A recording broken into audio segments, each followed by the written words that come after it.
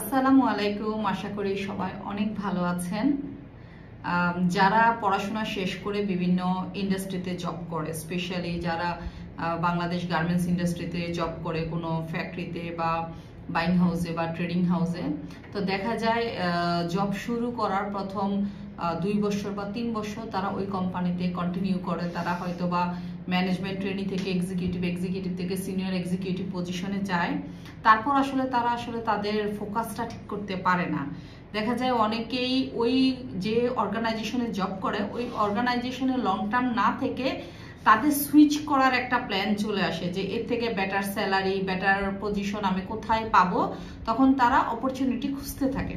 তো অপরচুনিটি খোঁজা খারাপ কিছু না, সবাই চায় নিজেকে ডেভেলপ করতে, কিন্তু সবার আগে আমাকে কিছু বেসিক জিনিস বুঝতে হবে যে অর্গানাইজেশনে আমি জব করছি সে অর্গানাইজেশনটা আমার ক্যারিয়ার গ্রোথের জন্য কতটুকু ভালো।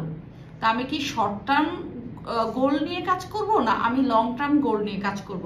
আমরা কাজ করতে যে দেখেছি যারা একটা অর্গানাইজেশনে একটা মোটামুটি একটা 7 বছর 8 বছর বা 10 বছর খুব ভালোভাবে কাজ করেছে, তারা পরবর্তীতে ওই অর্গানাইজেশনের টপ পজিশনগুলো কিন্তু তারাই লিড করেছে, কারণ ম্যানেজমেন্ট তাদেরকে ট্রাস্ট করে। তখন দেখা যাচ্ছে যে এক্সপার্টিস বড় সিনিয়র কোনো পজিশনে বাইরে থেকে অন্য কোনো অর্গানাইজেশন থেকে না নিয়ে বা ফরেন কোনো এক্সপার্টিস না নিয়ে যারা ছোট থেকে গ্রো হয়ে ওই কোম্পানির সাথে বড় হয়েছে তারা সেই অপরচুনিটিটা বেশি করে পাচ্ছে।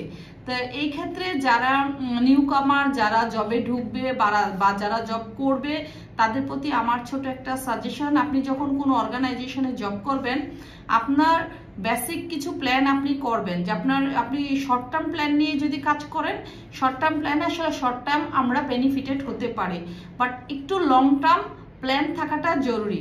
তবে অনেক সময় যেটা হয় যে অফিসের এনভায়রনমেন্ট যদি কোনো এমপ্লয়ির অনুকূলে না থাকে, যদি কোনো টক্সিক এনভায়রনমেন্ট হয়, তাহলে আসলে জব মাইগ্রেশনের পরিমাণ অনেক বেশি। আমরা অনেক সময় দেখি যে কোম্পানি খুবই ভালো, কোম্পানির রুলস রেগুলেশন, HR পলিসিস বা এনভায়রনমেন্ট অনেক ভালো, বাট যাকে আমরা রিপোর্ট করছি যে আমার সিনিয়র, যে আমার লাইন ম্যানেজার, তার সাথে আমার একটা ইগো ক্ল্যাশ হয়েছে, বা আমার যেইটুকু সাপোর্ট আমার পাওয়া উচিত আমি আমার হেডের কাছ থেকে সেই ধরনের সাপোর্ট পাচ্ছি না, তার সাথে আমার আন্ডারস্ট্যান্ডিং এর প্রবলেম হচ্ছে, তার সাথে আমার একটা টক্সিক রিলেশনশিপ তৈরি হচ্ছে।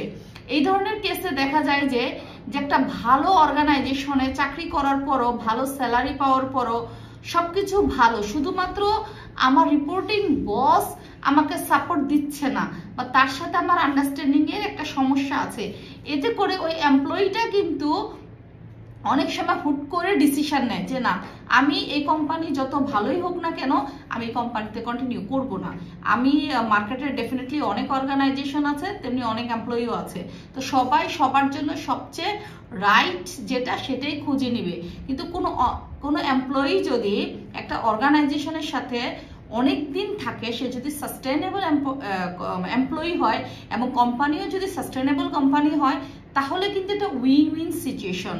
কারণ শুরুতে যারা কাজ করে তাদের পিছনে একটা অর্গানাইজেশন অনেক ইনভেস্ট করে, এবং সেই এমপ্লয়িটা আস্তে আস্তে সে কিন্তু একটা টাইমের পরে সে কিন্তু অনেক ভালো পারফর্ম করে এবং একটা সময়ের পরে কিন্তু সে কোম্পানির অনেক বড় অ্যাসেটে পরিণত হয়। তো এই ক্ষেত্রে যারা নতুন জব মার্কেটে ঢুকেছেন বা কাজ করছেন, তাদের প্রতি আমার অভিজ্ঞতা থেকে ছোট একটা অ্যাডভাইস যে আপনারা যখন কাজ করবেন ডেফিনেটলি আপনারা সব প্যারামিটারগুলোকে একসাথে করে দেখবেন যে কোন অর্গানাইজেশন আপনার জন্য ভালো, কোন এনভায়রনমেন্ট আপনার জন্য ভালো। অনেক সময় শুধুমাত্র স্যালারি বা আদার্স বেনিফিট, ডেফিনেটলি যারা কাজের জন্য এটা দরকার, বাট আদার্স প্যারামিটারও থাকে, সেগুলো চিন্তা করে আসলে ক্যারিয়ার প্ল্যান বা ক্যারিয়ার গ্রোথটা করতে হয়। অনেক সময় দেখা যায় আমাদের একটা ছোট্ট ভুলের কারণে আমরা রং ডিসিশন নিয়ে আমরা জবটা ছেড়ে দেই এবং আমরা অন্য একটা অর্গানাইজেশনে যাই। যখন আমরা অন্য অর্গানাইজেশনে যাব তখন যে দেখি যে ওই এনভায়রনমেন্টটা আসলে আমার ফেভারে কাজ করছে না, যদি আমি অনেক সময় হাই স্যালারি পাচ্ছি, হাই পজিশন পাচ্ছি, বাট এনভায়রনমেন্ট আমার অনুকূলে না। তাই কাজের ক্ষেত্রে আসলে গার্মেন্টস ট্রেডের কাজ যারা মার্কেটিং এ আছেন বা যারা মার্চেন্ডাইজিং এ ডেভেলপমেন্টে আছেন, এটা খুবই স্ট্রেসফুল জব। এখানে অনেক ক্রিয়েটিভিটি দেখাতে হয়, অনেক বেশি টাইম ইনভেস্ট করতে হয়। তা আমার আসলে খুবই ক্ষুদ্র নলেজ, সে ছোট নলেজ থেকে যা দেখেছি বা যা শিখেছি বা নিজের লাইফে যে এক্সপিরিয়েন্স করেছি, আমি সেই মেসেজটাই আসলে আমার মেসেজটা নতুনদের জন্য। যারা অনেক এক্সপিরিয়েন্সড, আমার থেকে অনেক ভালো জানেন, তারা জানেন যে তাদের লাইফটাকে তারা কোথায় নিয়ে গিয়েছেন, তাদের প্রতি আমার অনেক রেসপেক্ট। এবং যারা নতুন, যারা জব মার্কেটে ঢুকবে, অনেক সময় একটা ছোট্ট গাইডলাইনের কারণে বা মেন্টরের কারণে বা লিডারের কারণে, তারা লিডারশিপের অভাবের কারণে তারা জীবনে সঠিক সিদ্ধান্তটা নিতে পারে না। তাই ক্যারিয়ার পড়াশোনা শেষ করে যখন আমরা ক্যারিয়ারে ঢুকবো, তখন আসলে আমাদেরকে প্রত্যেকটা জিনিস খুব চিন্তা ভাবনা করে কাজ করতে হবে। সবার সুন্দর একটা ভবিষ্যৎ হবে এই আরএমজি সেক্টরে। এই সেক্টর অনেক বড় বাংলাদেশে, এখানে অনেক কাজ করার অপশন আছে। আমি সবার জন্য অনেক আমার দোয়া থাকবে, রেসপেক্ট থাকবে যে সবার ক্যারিয়ারটা খুব সুন্দর হবে। আমরা যখন 8, 10, 15 বছর একটা এই ট্রেডে কাটিয়ে দিব, তখন যেন আমাদের ডিজায়ার একটা পজিশনে, ডিজায়ার একটা কোম্পানিতে আমরা যেন জব করতে পারি, আমাদের ক্যারিয়ারটাকে কন্টিনিউ করতে পারি। আমার সেই দোয়া রইল। আল্লাহ হাফেজ।